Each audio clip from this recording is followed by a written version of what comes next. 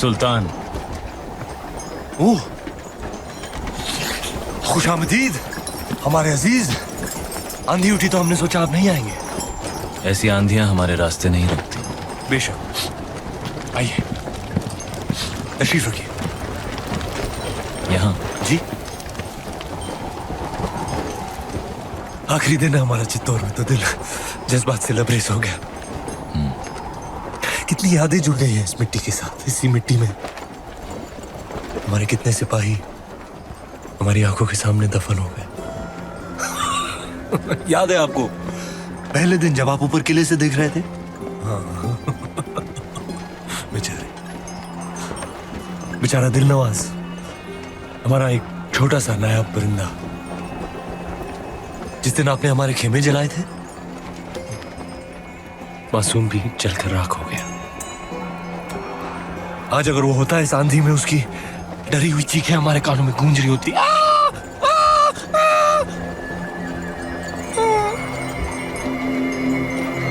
खैर, एक अजीब सा रिश्ता बन गया है हमारा आपकी इस मिट्टी के साथ। इसे हम अपने साथ ले जाना चाहते हैं, और आपको भी।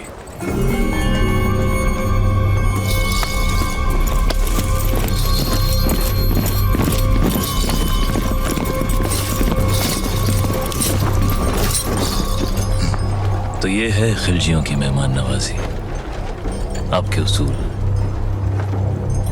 गलती की हमने एक बार फिर तुम पर भरोसा करके अलाउद्दीन। अलाउद्दीन पर तो ऊपर वाला भी भरोसा नहीं करता रतन सिंह। भरोसा आपने भी तोड़ा। 2 पल में आईने पर पर्दा गिरा दिया, हमें रानी का चेहरा दिखा नहीं।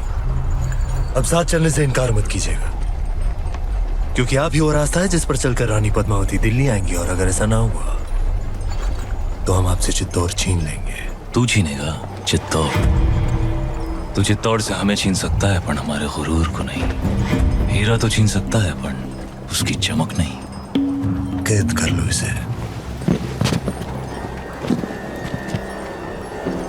कैद तो कर लोगे हमें, पर चित्तौड़ से जो आंधी उठेगी उसे दिल्ली सल्तनत कैसे कैद करेगी?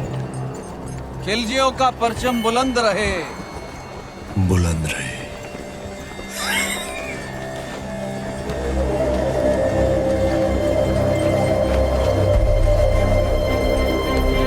अन्नदाता हुकुम।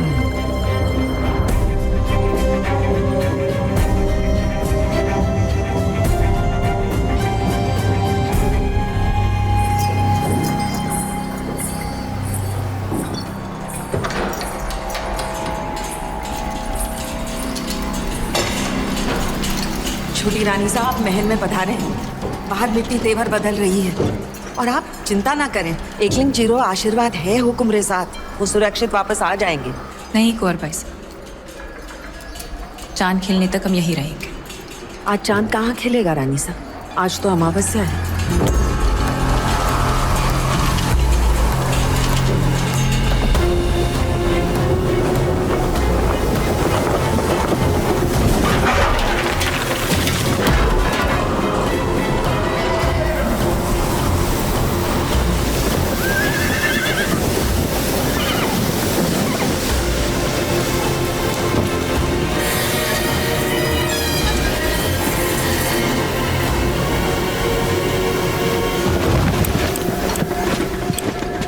हुकुम!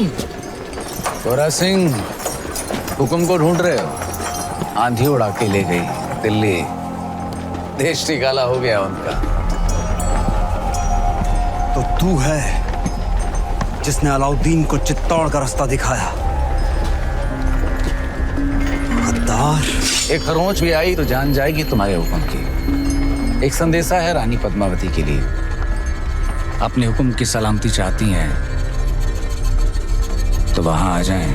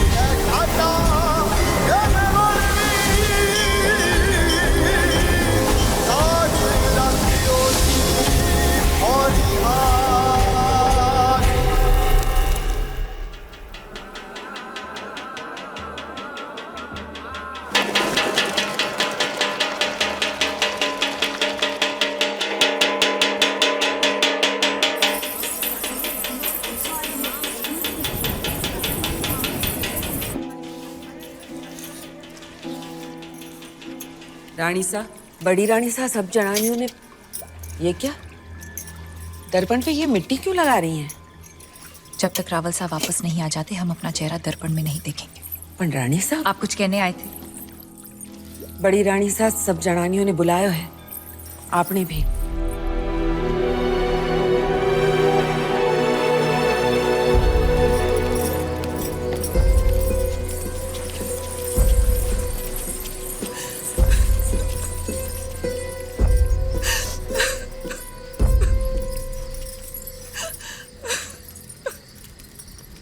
आपने हमें बुलाया? बड़ी रानी साहब, आपने हमें बुलाया? हमें 2 क्षण रो तो लेने दीजिए। ना आप राजगुरु को देश निकाला देती, ना अलाउद्दीन से जा मिलते, और ना इस सूर्यवंशी चित्तौड़ पर यह ग्रहण लगता। अगर आज हमारे रावल साहब दुश्मन के हाथों में, तो इसमें दोष आपका है, आपके इस रूप का है। और देखने वाले की बुरी नजर का नहीं, उसकी नियत का नहीं है। और उसकी सजा तो मेवाड़ भुगत ही रहा है, पर सजा तो आपको मिलनी चाहिए। पर हुक्म, जिसका दोष ही नहीं उसे क्या सजा देंगे? जहर खिला दें, कुएं में धकेल दें या कारावास में डाल दें? सुल्तान की शर्त मानकर पद्मावती को वहां भेज दिया जाए। बड़ी रानी सा, एक औरत होके आप ऐसा बोल रही हैं? इन्हें वहां भेज दें, सुल्तान के हवाले कर दें? असंभव। अगर ऐसा ना हुआ तो ना रावल सा रहेंगे, ना मेवाड़। बड़ी रानी सा, जो ऐसो बुरो बखत आ भी गयो, तो चित्तौड़ की एक एक औरत अपने आत्मसम्मान के लिए कूद जाएगी आग में, जौहर करेगी। पर अपनी छोटी रानी ने घर के बाहर पग भी न धरने देगी। हम आप लोगों को अपना दुख कैसे समझाएं?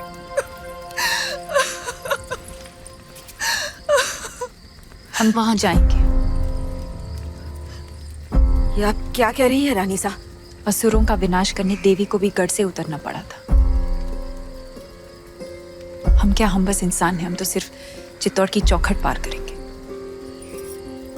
और आप शायद भूल गए रानी सा कि राजपूती कंगन में उतनी ही ताकत है जितनी राजपूती तलवार में।